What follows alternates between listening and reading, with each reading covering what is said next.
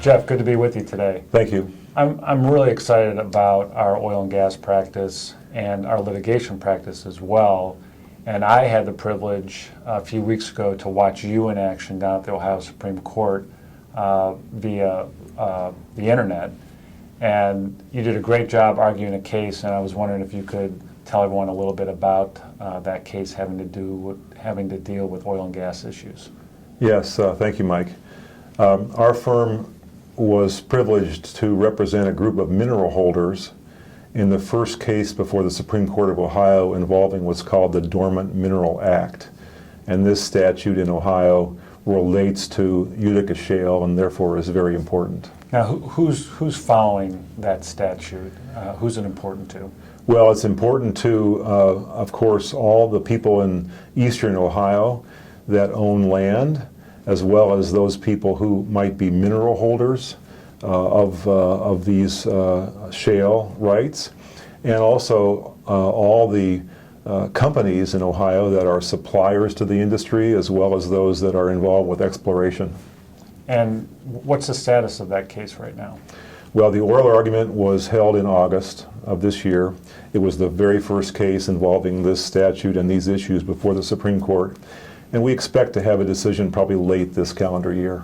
Now, my understanding is your case was on a very narrow issue, and now there's a subsequent case at the Supreme Court on broader issues implicating that statute. Maybe you can take a minute and talk about this next case that's before the court.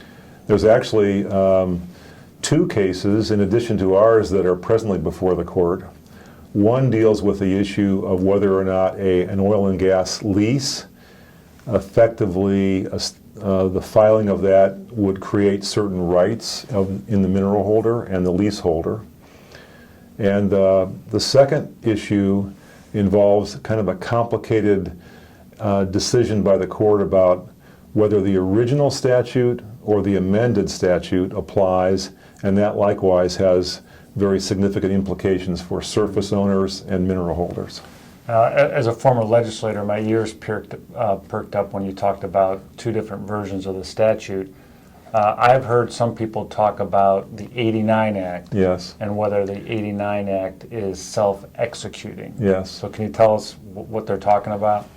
Yes, the Ohio legislature first adopted the statute in 1989, and it had provisions whereby individuals or entities that owned the minerals that had been severed from the land, how they could preserve those rights. And the question is, if they did not take certain actions within a certain period of time, whether they lost those rights or not. In 2006, the statute was amended that established a procedure whereby the mineral holder can file notices to preserve their interest. So one issue is the interplay between the two statutes. Okay. And I wasn't there when either of those statutes passed, so I have no responsibility for the confusion. Mike was a state legislator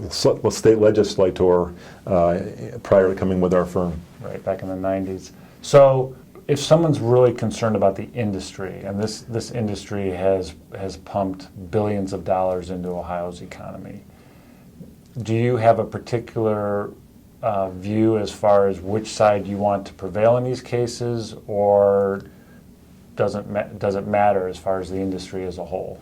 Well, I think the industry is looking for clarity as to the statute so that production can go forward.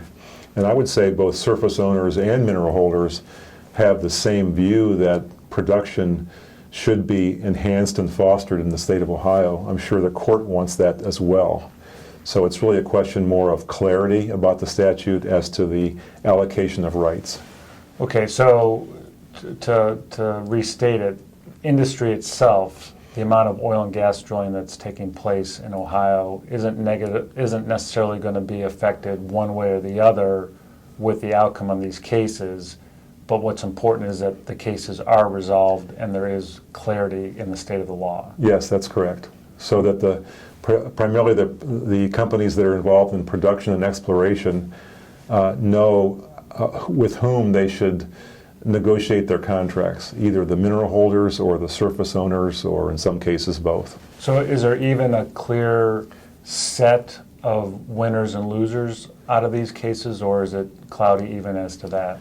Well, I suppose the companies that are involved in production and exploration will be benefiting no matter what, we hope.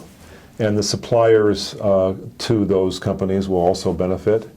There certainly will be a different economic value to surface owners versus mineral holders, depending on the outcome of the case. Okay. Now, this is playing out in Ohio, and Ohio is mainly dealing with the Utica. Pennsylvania is primarily the Marcellus, as is West Virginia. Is this issue something that transcends Ohio? Do other states have dormant mineral acts, and is there litigation going on in other parts of the country?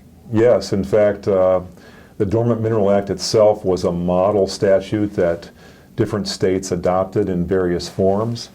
And there's a version of this in North Dakota, where there's, as you know, oil and gas exploration going on now, as well as some other states. Any chance that any of these cases reach the U.S. Supreme Court? Are there any potential U.S. constitutional issues? I would say there's potentially some, but probably not likely. It's more of a state-based issue. Okay, and when can we expect to see, just in Ohio now, ultimate resolution on the Dormant Mineral Act? Well, in our case, I would expect a decision, as I said, later this year. The other cases are coming up. So I would say probably in 2015, there'll be more clarity, perhaps even into 2016. Mm-hmm. And my last question, if you care to guess, do you see any other issues down the road similar to the Dormant Mineral Act, or just litigation issues affecting oil and gas that maybe now we're starting to see in the lower courts, and we could see at the Supreme Court in a couple of years? I suppose that there are. There's always the issues of the rights between the oil and gas production companies, who are the lessees, and either the mineral holder or the surface owner, who is the lessor, with respect to the interpretation of their respective rights. Thanks for your time. Thanks very much.